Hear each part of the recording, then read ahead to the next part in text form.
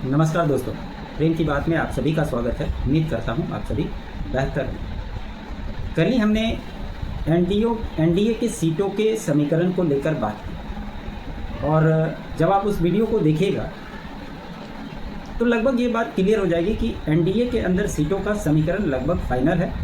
27 तारीख को जब अमित शाह पहुँचेंगे और इसी नवरात्रा इसकी घोषणा भी हो जाने की संभावना है। आज कांग्रेस सीडब्ल्यूसी की बैठक बिहार में हो रही है। ये समझिए कि 1940 के बाद पहली बार बिहार में ये बैठक है। तो सवाल ये उठता है कि आखिर कांग्रेस बिहार में इतने दिनों बाद अपनी बैठक क्यों कर रही है?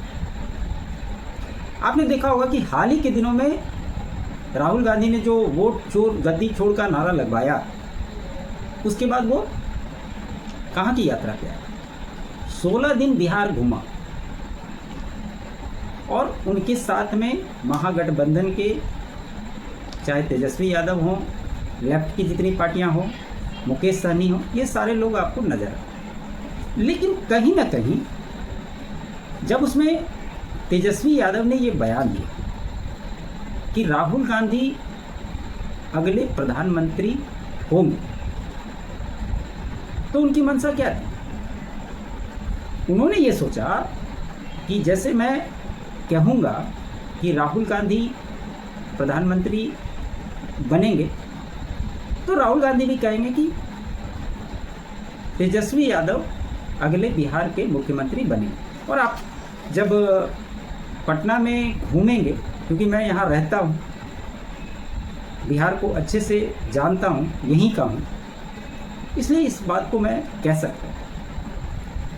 यहाँ पे लगातार तेजस्वी यादव के पोस्टर्स आपको बड़े बड़े होर्डिंग्स में दिखेंगे, तेजस्वी डीआर, कई सारी चीज़ें। तो तेजस्वी यादव को तो मुख्यमंत्री उनकी पार्टी ने घोषित एक तरह से कर दिया, लेकिन चुनाव तो गठबंधन में लड़ना है। बिहार के लिए तो महागठबंधन है, क्योंकि इंडी गठबंधन तो देश के लिए, और वो भी अब रहा नहीं। तो यहाँ पर जो उनको मुख्यमंत्री घोषित नहीं किया जाए, इससे भी वो बेचैन हो गए। और जहाँ एक और कांग्रेस अपने कार्यालय में मीटिंग कर रही थी, वहीं तेजस्वी यादव ने भी महागठबंधन की बैठक अपने आवास पर बुलाई और कहा गया कि किसको कितनी सीटें चाहिए, आप अपनी लिस्ट। मेरी जानकारी के हिसाब से या बिहार में जो चल रहा है उसके हिसाब से आप देखेंगे, महागठबंधन में जहां कांग्रेस 90 से 100 सीटों की डिमांड कर रही है, वहीं मुकेश सहनी 60 सीट मांग रहे हैं, लेफ्ट 40 सीटें मांग रही है, और भी कई सारे छोटे दल हैं वो भी सीटें मांग रहे हैं। तो अगर ये सीटों के आंकड़े को अगर आप देखेंगे तो मांगने वालों की संख्या 400 पहुंच जाती है, और सीटें कितनी हैं बिहार में? 243। अब ऐसे में आरजेडी करे तो क्या करे, यही सबसे बड़ा सवाल। आपको याद होगा 2024 लोकसभा का चुनाव, कैसे अपनी जिद की वजह से पप्पू यादव ने अपनी पार्टी का कांग्रेस में विलय कर दिया और पूर्णिया से चुनाव लड़ने की घोषणा कर दी थी। लेकिन लालू यादव को शुरू से एक पप्पू यादव और दूसरा कन्हैया कुमार, इन दोनों के इंटरफेरेंस से दिक्कत रही, क्योंकि उनका अपना ये मानना है कि अगर ये दो लोग कांग्रेस में रहेंगे तो तेजस्वी यादव का मुख्यमंत्री बनना फिर दिक्कत हो जाए, और हमेशा से इनको बिहार चुनाव से दूर रखने की कोशिश की। अंत में क्या हुआ? पप्पू यादव तो पूर्णिया से चुनाव लड़े, लेकिन निर्दलीय, और कन्हैया कुमार को जाकर के दिल्ली से मनोज तिवारी के खिलाफ टिकट दिया कांग्रेस ने, और बुरी तरह से वो हार गए। और जो भी तेजस्वी यादव की इच्छा थी लोकसभा में, जो सीट वो चाहते थे कि यहाँ से राजद चुनाव लड़े, वहाँ से वो चुनाव लड़े और कांग्रेस को वैसी सीटें पकड़ाई जिस पर जीतने की संभावना न के बराबर। ये बात भी कांग्रेस के दिमाग में रही होगी और ये सबसे बड़ी वजह है बिहार चुनाव को लेकर कांग्रेस सीएम फेस घोषित नहीं करना चाहती। आज जब मीटिंग की शुरुआत हो रही थी उससे पहले पत्रकारों ने सवाल पूछा तो सलमान खुर्शीद इसका जवाब दे रहे थे। उन्होंने कहा कि अभी कोई भी सीएम कैंडिडेट घोषित नहीं होगा, चुनाव परिणाम के बाद किसकी कितनी सीटें आती है उसके हिसाब से ये तय किया जाएगा कि बिहार का अगला सीएम कौन बने। ये तो हो गई एक बात। दूसरी, तेजस्वी यादव और लालू यादव ये चाह रहे थे कि राहुल गांधी आए और सीटों के समीकरण को लेकर बात करें, साथ ही साथ तेजस्वी की जो दावेदारी उस पर भी मुहर लगा। लेकिन राहुल गांधी ने बिहार के प्रभारी अल्लावरू जो है कांग्रेस के प्रभारी, उनको बात करने की इजाज़त दी है, मतलब रिप्रेजेंटेशन उन्हीं को दिया हुआ कि आप कांग्रेस की तरफ से बात करें।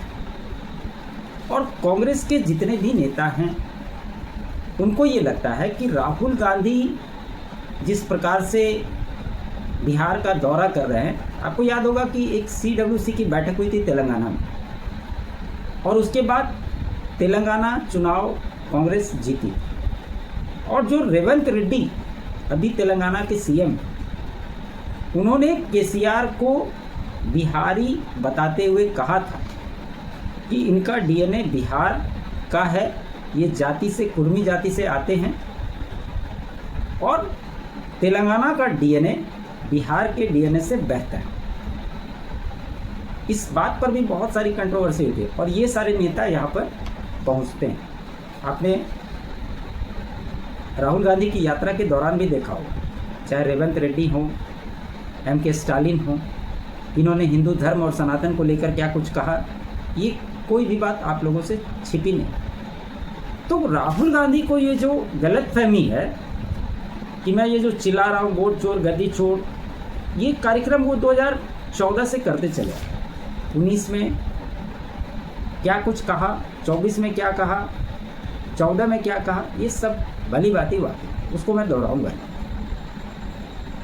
तो मोटे तौर पे चाहे आरजेडी हो या कांग्रेस हो, कांग्रेस की तो ऐसे भी बिहार में कोई जमीन नाम की चीज़ बची नहीं। वो पप्पू यादव और कन्हैया कुमार के माध्यम से अपनी ज़मीन तलाश कर कि हमारा कुछ तो वोट शेयर बढ़े, क्योंकि पिछले बार भी 70-75 सीटें कांग्रेस लड़ी थी, उसमें जीती थी कितनी, 17 या 19 सीटें लड़ी और तेजस्वी यादव और उनके महागठबंधन 110 सीट जीत कर, मतलब जीत की दहलीज पर पहुंच करके भी सत्ता से वंचित रहे।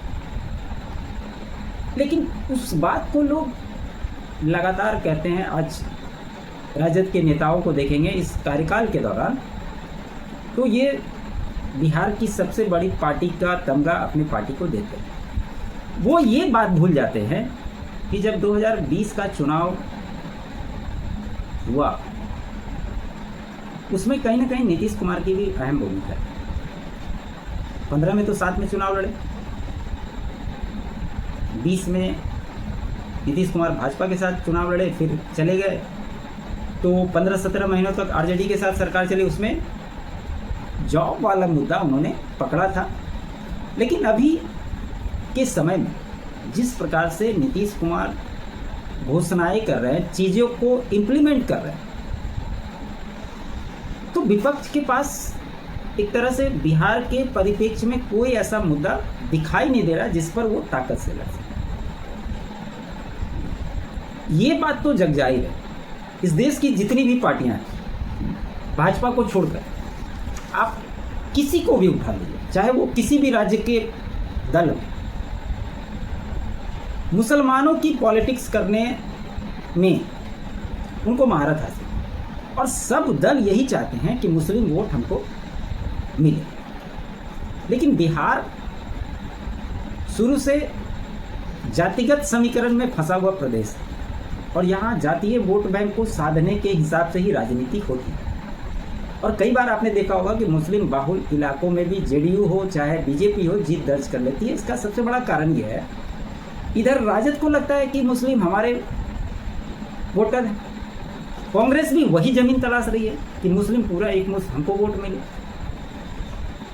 ओवैसी बिहार में आते हैं, चुनाव लड़ते हैं, पिछले बार भी 5 सीटें जीती थी। उन्होंने तो स्पष्ट तौर पर लालू यादव के घर पे जाकर ढोल लगाने के साथ कहा कि भैया हमको भी शामिल करो, ज़्यादा नहीं, हमको 6 सीटें दे दो। इस पर आरजेडी की ओर से क्या रिएक्शन है कि अगर वो चाहते हैं कि भाजपा हारे तो चुनाव ही न लड़े। वो बोले चुनाव क्यों नहीं लड़ेंगे भाई, हमको गठबंधन में शामिल कर लो। और सबसे मज़ेदार बात यह है कि जब ओवैसी अब ये सवाल पूछ रहे हैं कि बिहार के लोग पूछ रहे हैं, हम तो आपको कह रहे हैं कि हमको गठबंधन में शामिल कीजिए, तब आप बताइए कि बीजेपी की बी टीम कौन। और यही लोग जब चुनाव होंगे, चुनाव परिणाम आएंगे, तो फिर से यही राग लातेंगे कि ओवैसी तो बीजेपी के बी टीम है। वो तो भैया खुल करके आपको कह रहे हैं कि हमको ले लो, मुस्लिम वोट बटना नहीं चाहिए। उधर प्रशांत किशोर 243 सीट पर लड़ने की घोषणा करी दी है। वो पैदल यात्रा से लेकर के लगातार घूम रहे हैं, लोगों की भीड़ जमा हो रही है। इम्पैक्ट इस बार इतना ही होगा कि वो सिर्फ वोट कटवा की भूमिका में इस बार रह जाएगा। वो भी देख रहे हैं कि मुसलमान वोट हमको कैसे मिले। और आप सभी को बता दूं कि यहाँ पे चुनाव में बीएसपी भी चुनाव लड़ेगी।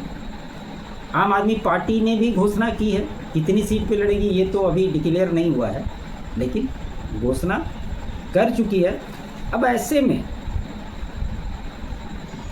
ये लग रहा है कि तेजस्वी यादव को सीएम फेस ना घोषित करके कांग्रेस लोकसभा में जो उसके साथ किया गया उसका बदला ले रही। इसके अलावा अगर आप लालू यादव के परिवार की जो अभी स्थिति है उसको आप देख लें तो ऐसे भी आरजेडी इस बार कमज़ोर दिखाई दे रही है। जबकि लगातार जब सर्वे हो रहे थे उस समय में तेजस्वी यादव सीएम की रेस में सबसे आगे चल रहा है, लेकिन जैसे जैसे समय नज़दीक आ रहा है वो उनका ग्राफ नीचे जा रहा है। तेज प्रताप यादव के जो प्रकरण हुए थे उनको पार्टी से निकाला, उनको घर से निकाला। आपने देखा कि उन्होंने अपनी नई पार्टी बनाई, चुनाव भी लड़ेंगे। कैसे वो बाढ़ के समय राघोपुर जाकर वहाँ के लोगों की मदद करते हुए दिखाई देते हैं। और हाल ही के दिनों में जिस प्रकार से रोहिणी आचार्य ने आरजेडी को अनफॉलो किया है, बाकी घटनाएं हुई है। एक शब्द युद्ध हुआ था जयचंद, तो आरजेडी का जयचंद लोग बता रहे हैं कि संजय यादव पार्टी को हाईजैक कर लिए हैं और उनके हिसाब से तेजस्वी यादव काम कर रहे हैं। अब इसमें एक खुलासा खबर ये आ रही है कि तेजस्वी यादव की पत्नी राजश्री यादव जो शादी के बाद हो गई, ऐसे वो क्रिश्चियन ईसाई समाज से, कहा यह जा रहा है कि कहीं ना कहीं उनकी भी भूमिका महत्वपूर्ण है कि परिवार के लोगों को, बाकी सदस्यों को इससे दूर रखा जाए। रोहिणी आचार्य चाहती थी सोनपुर से चुनाव लड़ना और तेज प्रताप को तो साइड कर ही दिया गया, रोहिणी आचार्य भी साइड हो गई और अगला नंबर मीसा भारती का भी है। तो ये चुनाव सिर्फ चुनाव नहीं है, इनके परिवार के अंदर की अंतर्कलह जो पब्लिकली निकल कर के सामने आ रही है, यह भी बहुत महत्वपूर्ण हो जाता है। और इसी वजह से बिहार में चाहे कांग्रेस CWC की बैठक कर ले या तेजस्वी यादव के पास 400 सीटों का अंकगणित आ जाए, सवाल यही उठता है कि सत्ता हासिल होगी तभी तो सीएम की दावेदारी होगी ना। जब सत्ता ही नहीं मिलेगी तो सीएम घोषित करो या ना करो, क्या फर्क पड़ता। और एक बात मैं आप लोगों को बता दूं, आपने देखा होगा लोकसभा हो चाहे अभी विधानसभा का चुनाव होने वाला, एनडीए की ओर से सीटों को लेकर कभी कोई चीज़ें बाहर नहीं आती, बहुत मुश्किल से चीज़ें बाहर आती। लेकिन सभी को लगता है कि चिराग पासवान एक क्या बोलते हैं उसको, डिस्ट्रैक्शन पैदा कर सकते हैं, वो कहीं अलग जा सकते हैं, तो पहले चिराग पासवान को सेट किया, बाकी लोग को सेट करना आसान। तो कल के वीडियो में मैंने बताया कि चिराग पासवान की सीटें भी लगभग फाइनल हो गई है और बाकी लोग को भी एडजस्ट कर लिया गया। इसलिए मैं इस बात को दोबारा दोहरा रहा हूँ कि जब 27 तारीख को अमित शाह बिहार के दौरे पे आएंगे, संभवतः इस दुर्गा पूजा के अवसर पे ही सीटों की घोषणा भी हो जाए। कुछ सीट अदला बदली होगी जैसे लोकसभा में हुई थी, लेकिन एनडीए में पेंच नहीं फंसा। महागठबंधन की आपसी खींचतान इतनी बड़ी है, ये कब सॉल्व होगी ये कहना बहुत मुश्किल है। देखते हैं आने वाले समय में क्या कुछ होता है। लेकिन अभी के घटनाक्रम के हिसाब से अगर आप देखें तो राहुल गांधी के सामने तेजस्वी यादव डरे हुए दिखाई दे रहे हैं और इसके कारण जो मैंने आपको बताया, बिल्कुल आप इसको देखेंगे तो सटीक बैठे। तो खबर यही थी दोस्तों। उम्मीद करता हूँ मेरा ये विश्लेषण आपको अच्छा लगा हो। अच्छा लगे तो लाइक ज़रूर कीजिएगा, अधिक से अधिक शेयर कीजिएगा, चैनल पे नया है तो चैनल को सब्सक्राइब कर लीजिएगा। साथ ही साथ मेरे अल्टरनेट चैनल फैक्ट्स बाय प्रेम को भी आप सब्सक्राइब जरूर करें। आप सभी का बहुत बहुत धन्यवाद। जय हिंद, जय भारत, जय श्री राम।